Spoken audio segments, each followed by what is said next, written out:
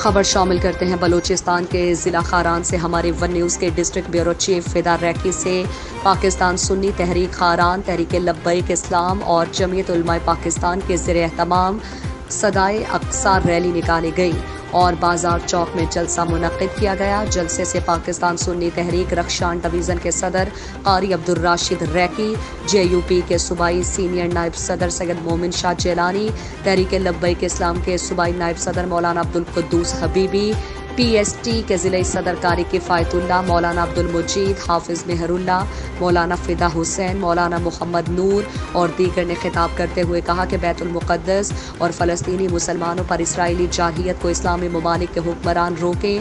نہت اسرائیل کی جانب سے مظلوم فلسطینیوں کی نسل کشی کی جا رہی ہے۔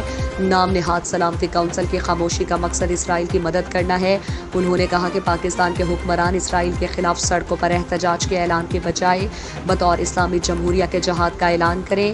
انہوں نے کہا کہ تمام ملت اسلامیہ کو قبلہ اول کے دفاع میں بھرپور کردار ادا کرنا چاہیے۔